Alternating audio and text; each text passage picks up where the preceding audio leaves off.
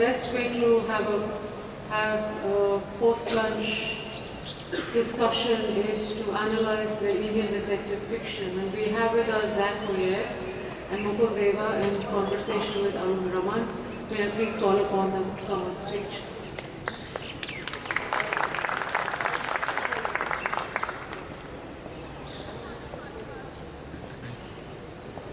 You've just had Mukul fielding off a session on political crime, and we have him back to speak about detective fiction now. And Zac was on a session yesterday.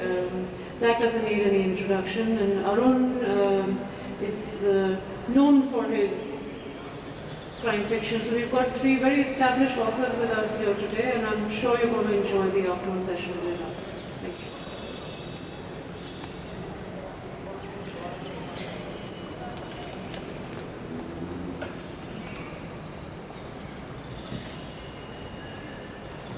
Good afternoon, friends.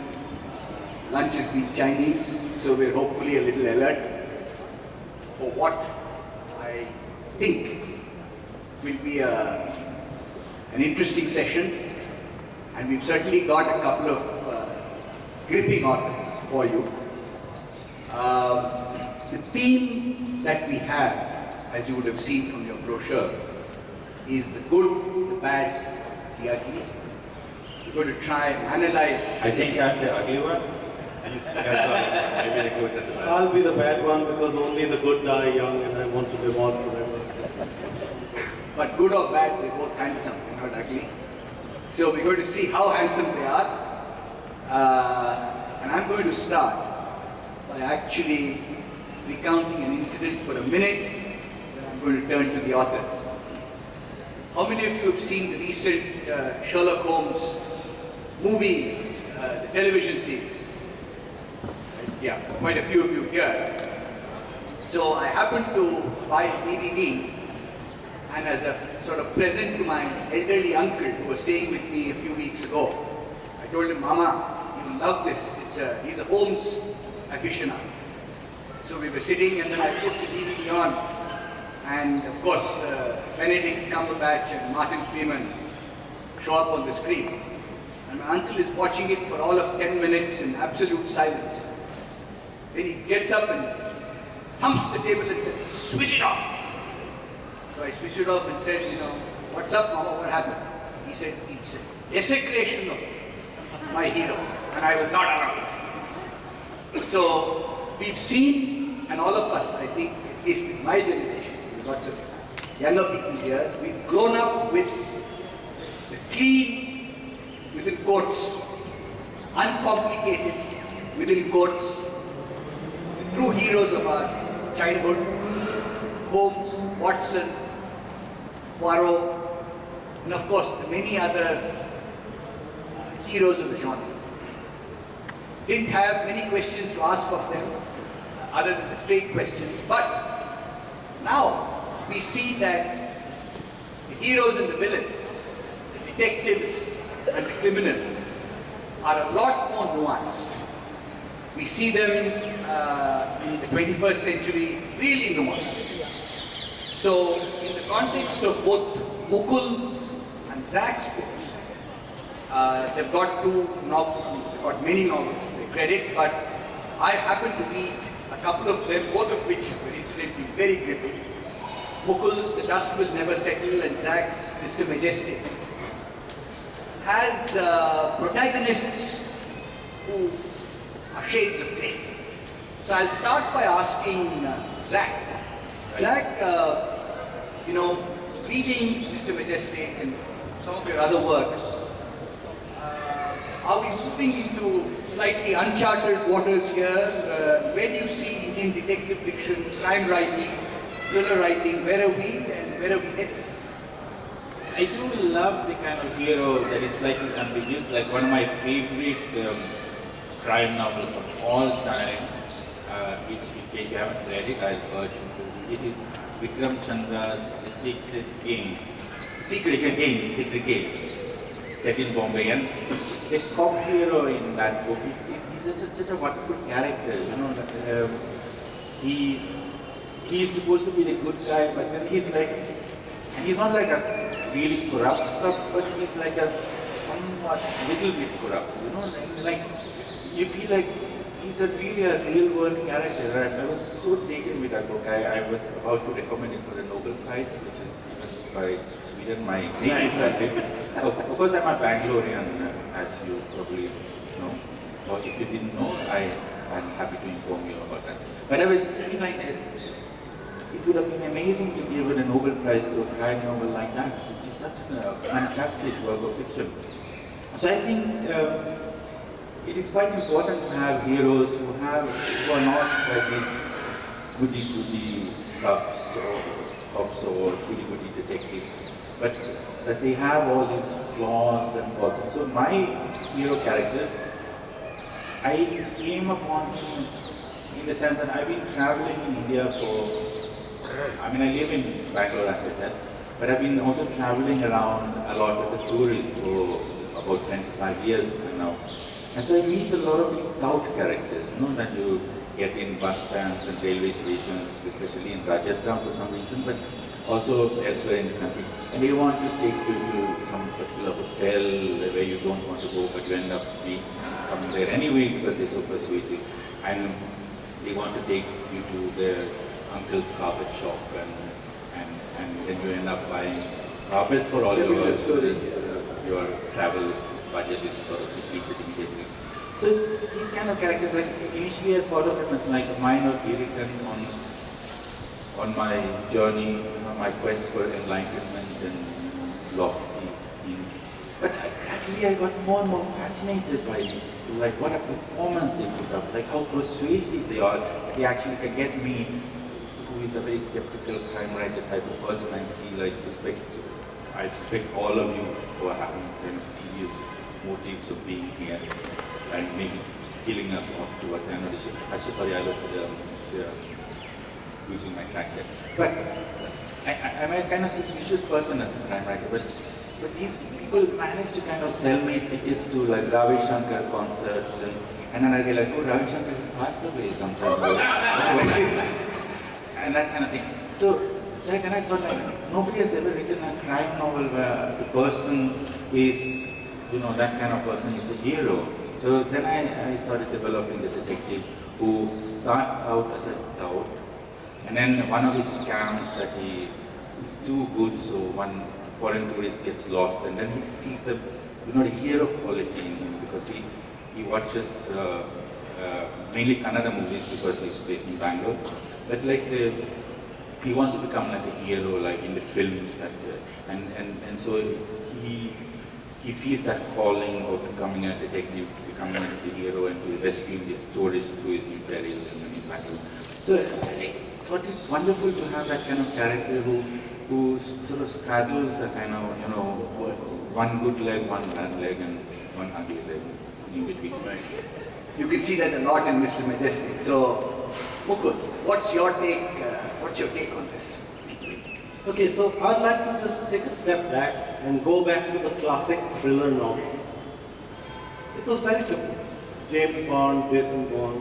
There was a good guy, there was a bad guy, there was a woman. That was it. That was the classic formula. The good guy was really good, the bad guy was very bad. But that's not how we people really are. People are not heroes or bad. We have a bit of both. After all, if you look at the human life, all of us struggle to do what? To balance duty and desire. So the one who's more focused on duty is the good guy, the good part of you, and the one who's focused only on desire is your dark side. So I find that, okay, initially when I started writing thrillers, my characters were either very good or very bad. But as I have matured into the genre, and as I travel down this journey called life, I see that people are neither good nor bad. That's why I want my characters to represent you, me, all of us. They do good things, they do bad things. So I think it's a very natural progression, and that's how it should be. Does that answer your question? It does. We also, though, I think when looking back at 60s and 70s, we there was a certain simplicity of the narrative. Of course, there was a lot of gripping adventure, but things went from, a difficult murder and a body in the library to a sort of a tricky detection and deduction stuff along the way. But at the end of the day, the good guys won, the bad guys lost. Do you see it becoming a lot more dark and psychologically more complex and much more of a psychological tale than it used to be? So, if you look at the first Indian thriller, by the way, the Indians were the first ones who did the thriller. I would just like to put the record straight in this because the Mahabharata was written here. Now, if that's not a thriller, I have no idea what a thriller is. Now, I want to ask you, what is the difference between the good guys and the bad guys? You had a good guy who bet his wife on the dice. Was he a good guy? Yes. And you had a bad guy who did many things. He stood by his friends in their hour of need. So was he truly only a bad guy? No, he wasn't. So that's what we are. So that's again my viewpoint. I think human beings, and especially the character in your book, every author wants a character the reader can relate to. You can like him, you can hate him, but if you don't relate to him, why would you want to know what happens to him? Right? So especially a guy like me, I love doing series. It's easier because once you've created a character, kill him after 3-4 books. Keep him going. So that's again, just a view. Sure. I think, both these authors, if you read their books, one thing that comes out... And do read our books, please. Now, that's where we differ. My books, just buy them. I really don't care whether you're reading them or not. My books you can download free from piracy websites, so just read them. So, two very different viewpoints on what constitutes crime reading as opposed to crime writing. But I wanted to sort of also raise this point in that their books are characterized by, within quotes, gritty realism. Zac writes tongue-in-cheek quite a lot, but nonetheless, you can recognize Bangalore, very seedy districts if you've been there, very well from the locales that he builds up. Mukul's background is from the army.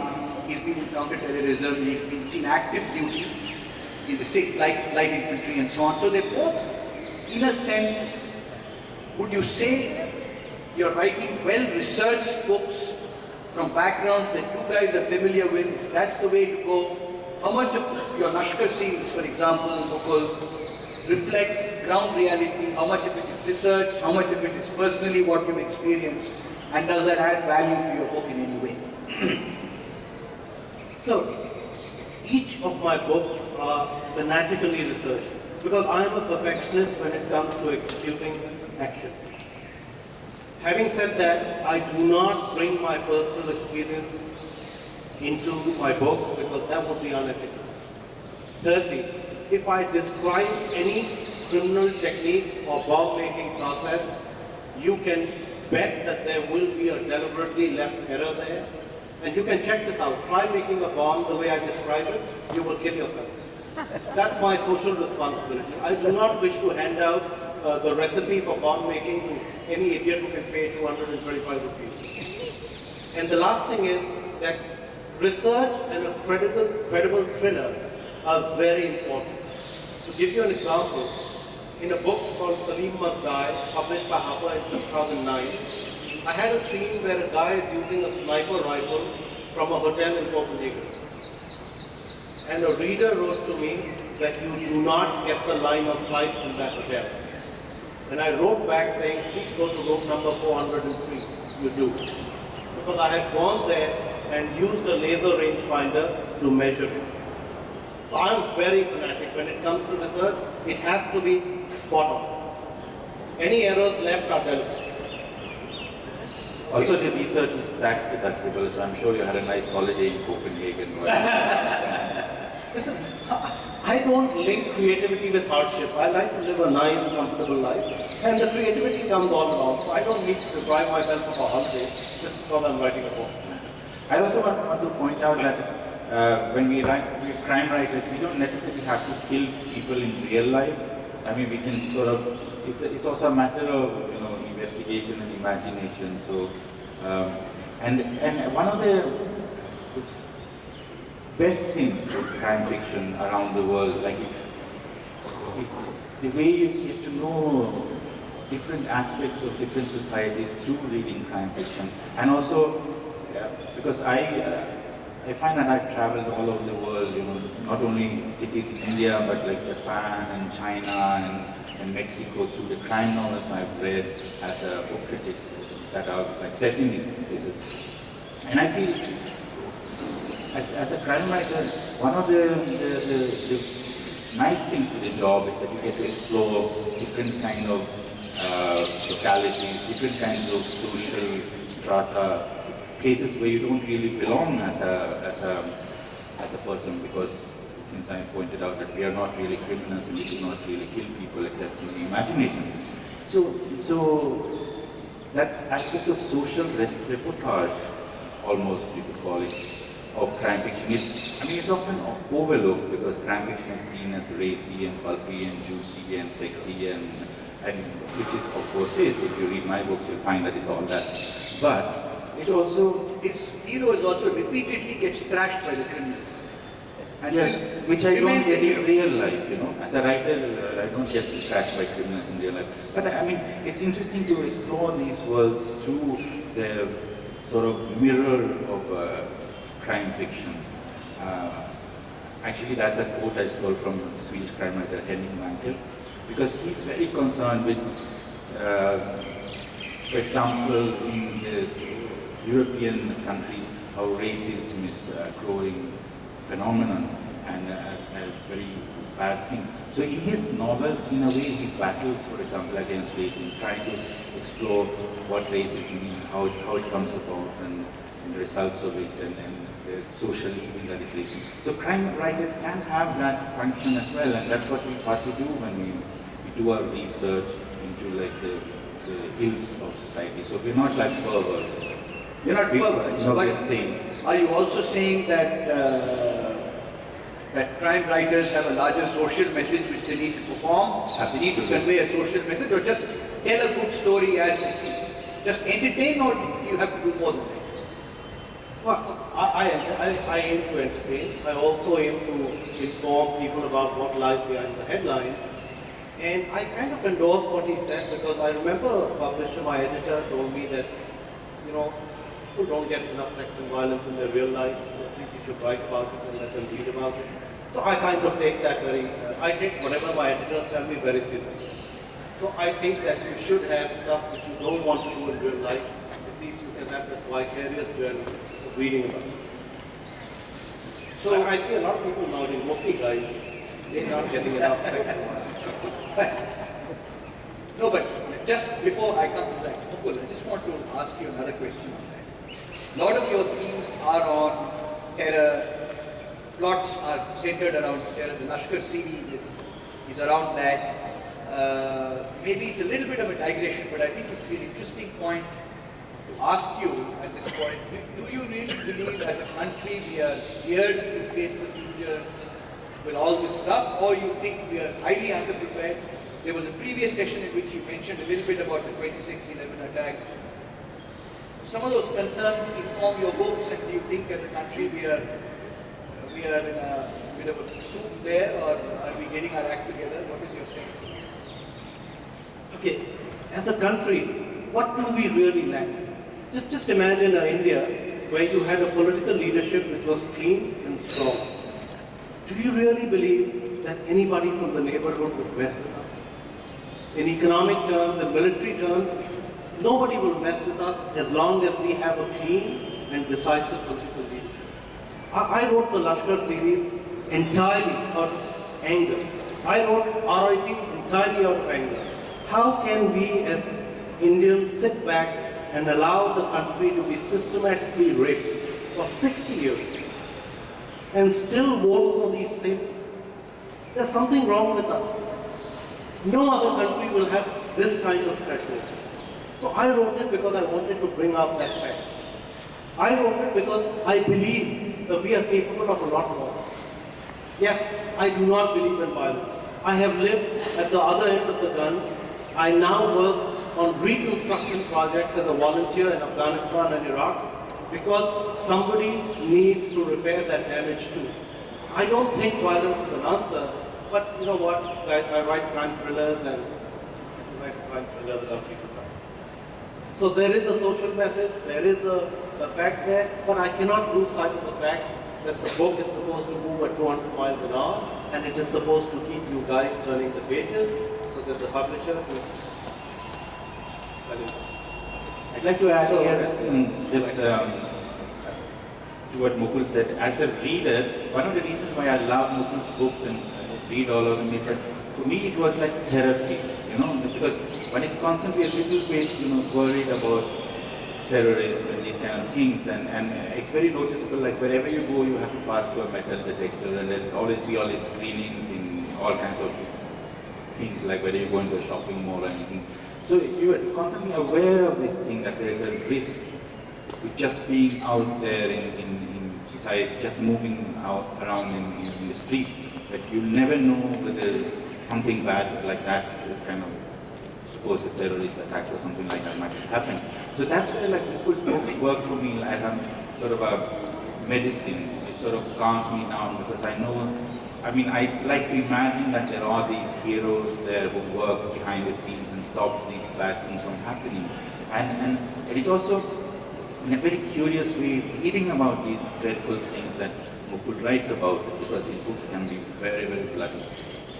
It somehow prepares you, or it takes you through that scenario of, what if the worst thing happened when you were there, and you kind of think through these things and you go through that catharsis experience, and then you kind of feel much calmer afterwards. So I really want to thank Mukul for writing these wonderful books like that. Keep me medicated. I like him, he buys my books.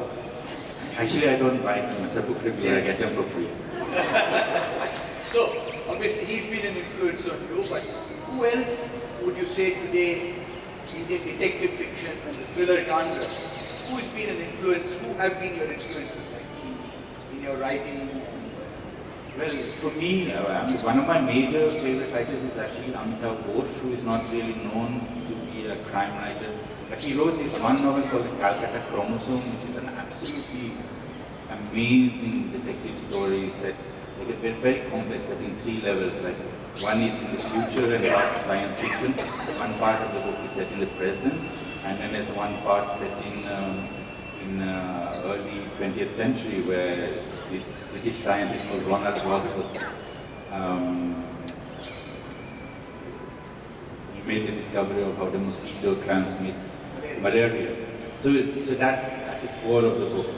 And so he works with this amazing dexterity on these 3 different levels. So I love that kind of books that makes you think, like it's a scientific angle, a philosophical angle, and a kind of thrilling angle to that kind of thing. So I get very fired up when I come across books like that. Also, like I mentioned, Vikram Chandra's Sacred Games. So I do think that one of my major influences actually, at least my surprise to it, is R.K. Narayan, who used to be your neighbor when you lived in Mysore, I know, Aroon. And in a way, Hari Majestic is also like a way of, or Mr. Majestic, my novel, it's a way of seeing like what an R.K. Narayan novel would be like if it was a crime novel. I don't think we Yeah, sure. I've always wanted to know, I never met Zac before this, until I came here. I always want to know, how is it that you, being a foreigner and a non-English native speaker, how's this journey for you, writing about stuff in an alien language, based in an alien country? Well, I've always been a that sort of explorer type of thing. I think we Europeans are a bit like that because we ended up colonizing the world a few hundred years ago, and then we of course managed to lose the world. This guy is a Swede. Actually, yeah. Right. Finland never colonized any other country. We were in fact colonized by the Swedes. So I'm also Swedish. No, but I've always been interested in discovering new places, and also I work part-time as a travel writer when I'm not crime writing. And one of my big experiences in life was coming to India from Sweden, where I grew up. It's a very simple country in a way. Like most people are Swedish, there are some immigrants, but there's like no real complexity in the country. And people are very used to like all buses and trains and everything run on time, and if there's like 4-minute delay, people start getting suicidal and depressed. And then to come to India, which is such a diverse and complex country, and which in a way it's sort of mind-boggling how India can continue to exist as a democracy when like many other countries would have probably imploded or exploded or whatever exploded.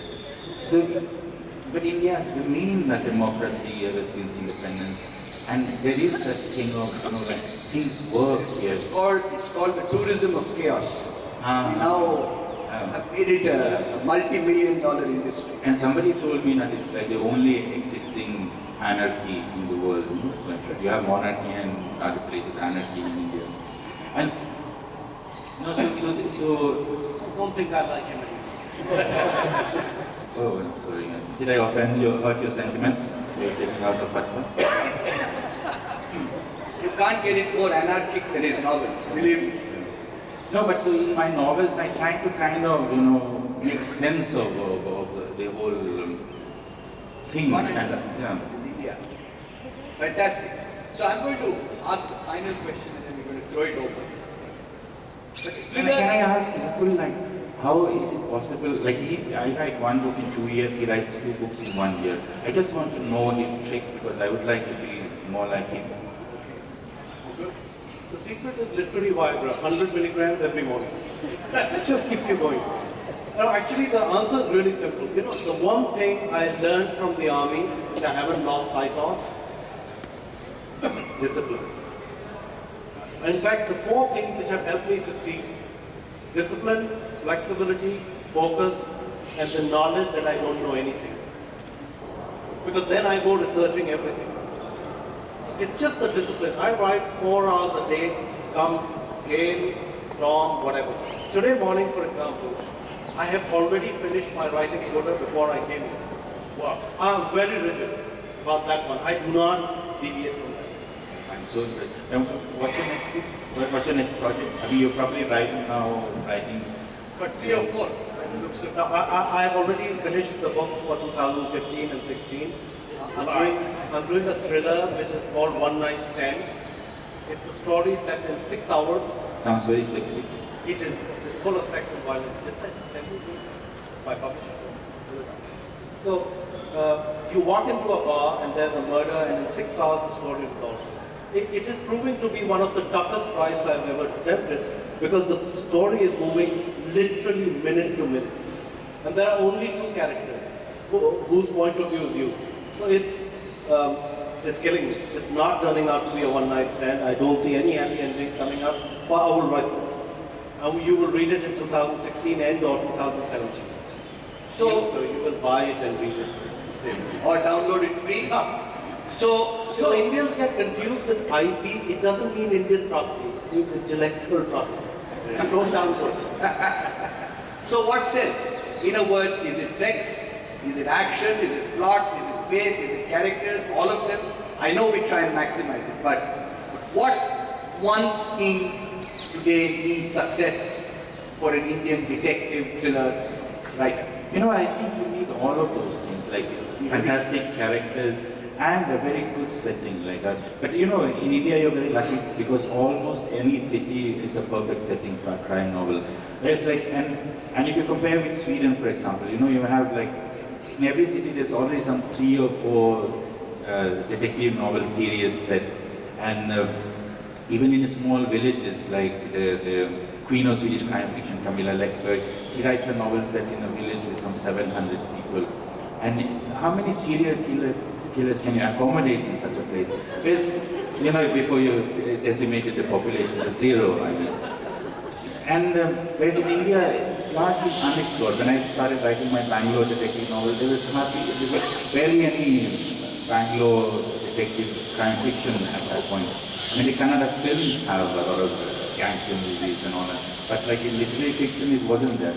So in India, if you plan to write crime novels, you're very lucky because there's so many places that are still to be explored through the sort of mirror of crime fiction. So characters are really important. You have to have these like grey characters that we've been talking about, and that makes your heart beat because they're good and a little bit bad and all. And then setting, and then plot is actually very important. And I think one needs to like think about fresh ideas for plots, particularly for like an Indian setting. You can't just shoehorn some kind of Western thriller model into the Indian thing, but you have to take into account the certain, the cultural specifics of India, the landscape, the people, and develop your plot based on like what these characters have a potential for doing, what kind of particular crimes are relevant in an Indian thing. And there it's like Mukul's, the terrorist threat thing is like, it's spot on, it's like something that is particularly important to write about in an Indian crime novel. So folks, there you have it. Two perspectives from two very successful writers in the genre in India. Growing obviously a growing number of such authors. So we're open to questions now for some time. We're okay for time? Sorry? 10 minutes. So the gentleman here on the left. This is a question to Mukul, who published columns. We were talking about crime novels in the 70s, 80s and early 90s. And the session is called The Good, the Bad and the Ugly. So you said there were clearly the good guys, there were the bad guys, and then there were the women. So what is the implication of that statement? So the good guy was wanting to save the world from the bad guy who wanted to destroy the world. And the woman was needed to humanize both the characters and provide the emotional underpinning. That's how, I mean, you just look at any James Bond, you look at the Jason Bourne series, you look at any of the thrillers. But that's not, I think in certainly the dust will never settle. The villain of the piece is a villainess actually, who's also I think straddling a very grey world. You can also have a good girl, a bad girl and a guy, but generally the major theme has to have somebody doing, I mean a thriller is like a football match. It's not like a mystery novel. You know who the good guys are, you know who the bad guys are, you know what they want to achieve, and it's who's getting there first.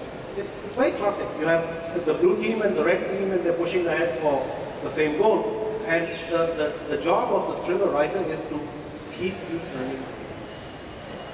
Having said that, I would like to say that there is a very fine difference between the Indian thriller market and the Western thriller market. I mean, I am being published in the US also, and for those of you who've been reading my books, you will notice that there is a very clear difference in transition. For the Western audience, on the first page, the bullet, generally on the first sentence, has already been fired. There is no build-up, there is no setup. You are already in it by the time you hit the first paragraph. Whereas Indian thriller writers, self-included my earlier works, I used to waste a couple of pages on the build-up and the setup, which kind of slows it. Wow. 2 pages. All right. Lady here, please, in the middle. Ma'am, before you ask the question, in this session, he's the bad guy. You're supposed to ask him the hard ones. Happy to deflect them leftward, so please. So I have a question No, just a minute. We'll come to you. I'll just come to you. I don't know if I'm a bad guy because I happen to teach literature in the university and we teach some kind of fiction, the popular fiction course. I'd just like to make an addition that the James Bond books very much have to do with the Cold War. And the villains and James Bond come out of that as well. It's not just a formula of good and bad, but there's a context. in which they were written, earlier books. Having said that, you know, in the Western kind of hero, whether it is the older book Sherlock Holmes or Hercule Poirot, or James Bond, they're special people. James Bond is physically very strong, he's very qualified. The others are brainy. And even in Dan Brown books, the books of Dan Brown, the professors from Harvard, the one who decodes it, is very brilliant. You made a statement that your hero should be a normal and man.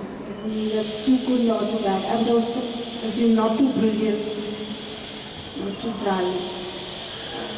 This Indian variation is interesting because why would you have the ordinary man as a detective? Is that for me or what? Zac, go ahead.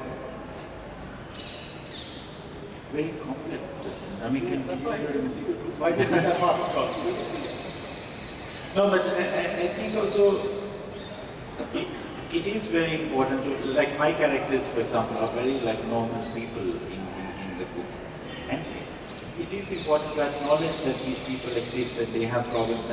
And for example, when I was thinking about what kind of crime plot I'll have in my book, I thought it can't be the kind of thing that, you know, policemen concern themselves with, but it has to be like crimes that ordinary people fall victims to. And likewise, when I thought a detective should be a very regular guy who sort of more by accident is pulled into this crime plot,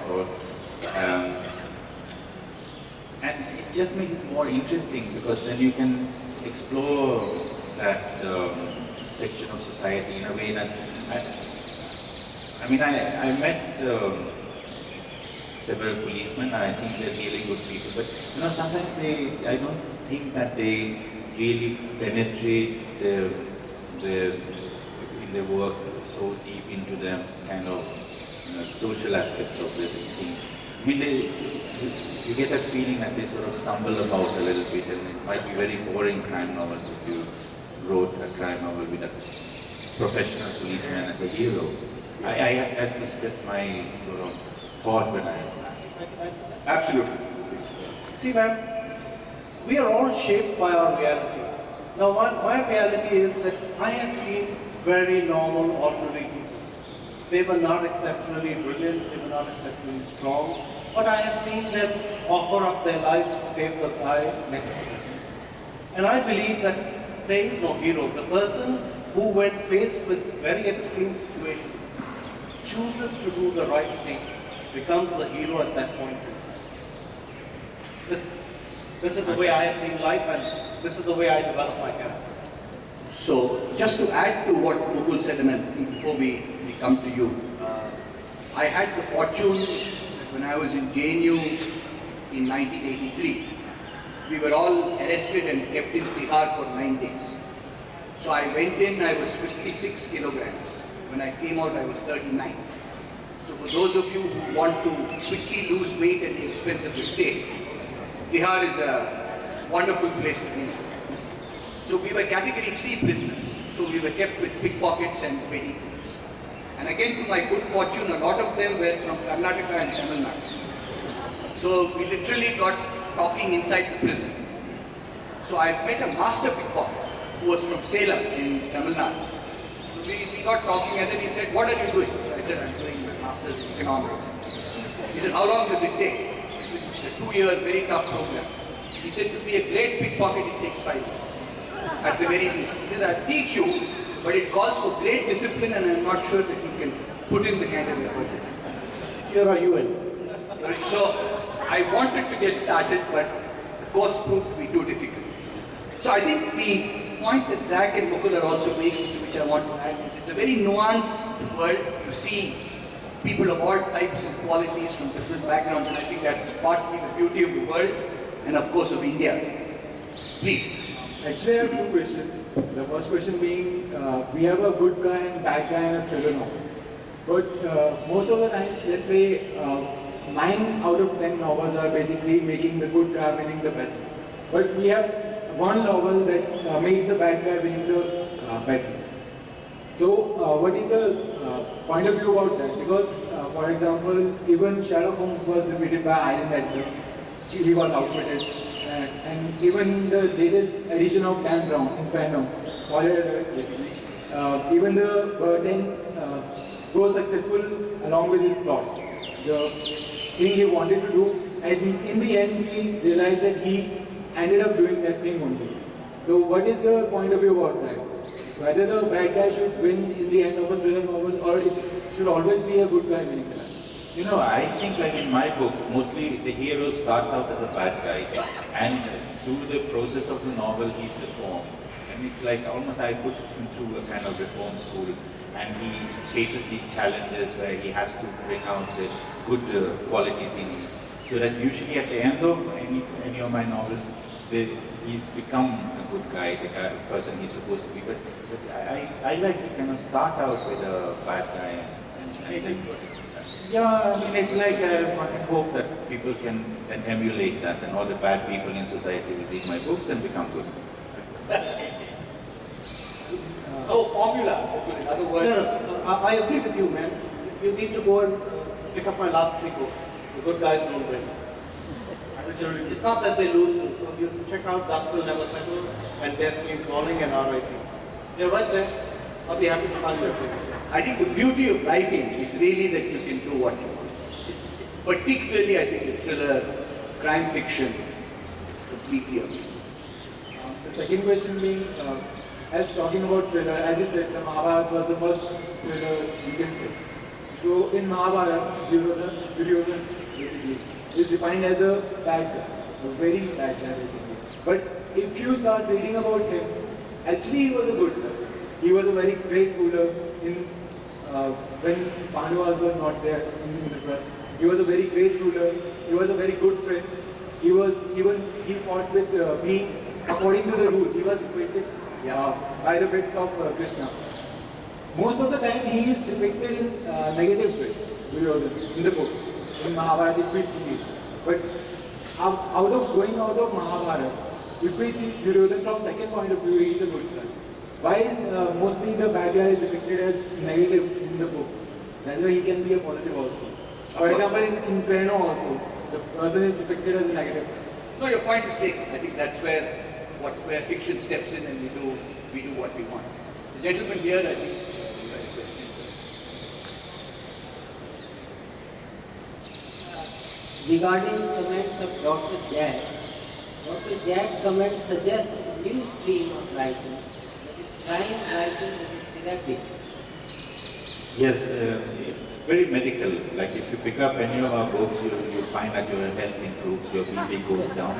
I mean, it goes up during the reading, but afterwards it will settle in a very low level. Well, the important thing from thriller writer, which I've had once in a while, is your books put me to sleep very quickly. That is not a therapy that you want. Everything else is okay. Well, and if you have insomnia, no, it's a perfect fit. I used to see people reading Das Kapital at one time exclusively for that phenomenon. Actually, maybe there should be like a medical advisory on each book, whether it put you to sleep or whether they keep you awake, Wake you up, depending pressure on up. that kind of thing. Yeah.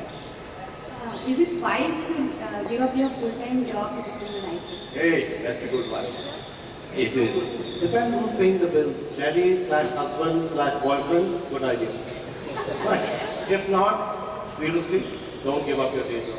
But also, if you do give up your day job, you'll be more challenged to actually make money from your writing. And otherwise, like if you have a day job, you'll be a lazy writer. If you don't have any other means of supporting yourself, you'll become a really good hard-working writer because they won't think you can.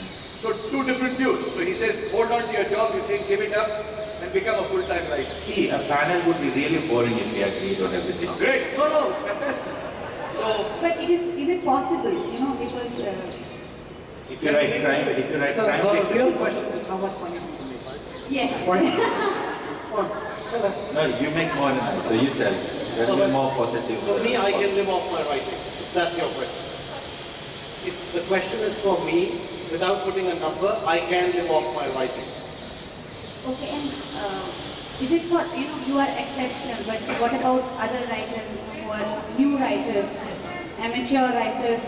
Is it really wise? Because So Zac saying no, Mukul saying no, hang on to your job, don't take that chance. Zac saying, take the plunge, you will succeed, likely succeed better because you have nothing else to do but write, and make sure you're able to live It off. took me 10 books and a movie deal to get there, so I don't think you should quit your job.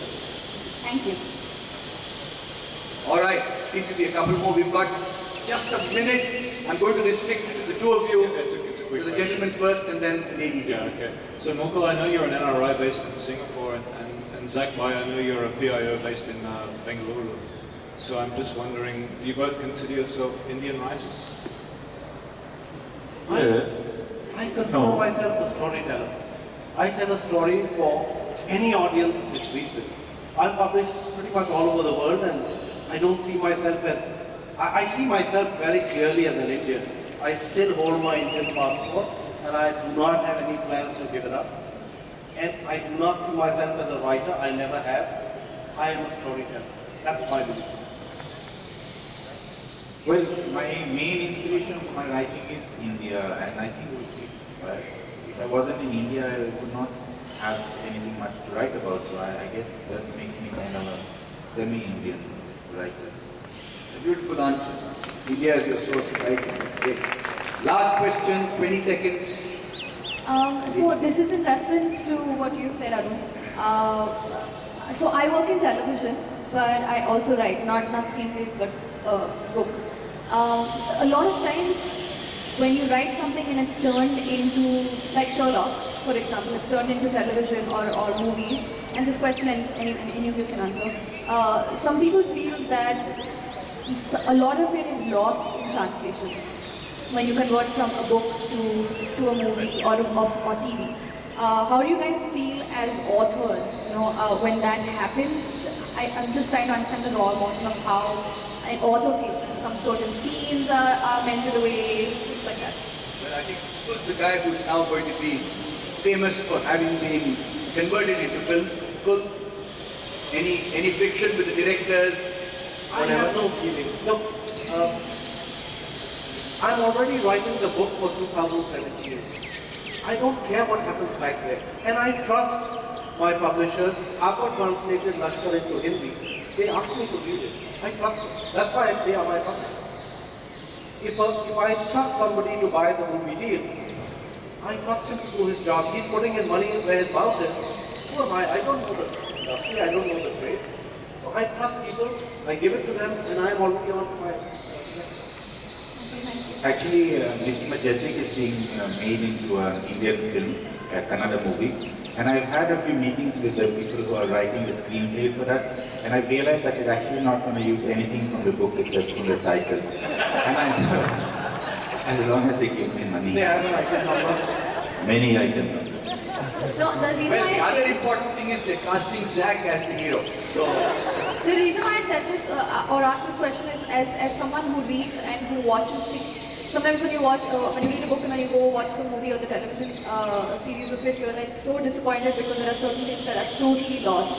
I'm talking about Harry Potter, I'm talking about Gone Girl, I'm talking about Sherlock, I'm talking about a whole bunch of things. So I was just wondering from a person who wrote it, their point of view, how do they feel about it? there are enough written accounts of friction between the author and the movie makers. I mean, believe me, it's a big problem. But these guys are I think in a good space. So we will leave it at that. Thank you, Mukul. We are very happy people. Although he's Swedish, we are very happy. Aroon, Sorry. Aroon, can I answer this question? Where? Sorry. On your right, left, right. Yeah. Actually, I wanted to answer this question. Sorry, you have to take it up afterwards. Thank you so much, guys. Thank you, audience. Thank you so much. Thank you.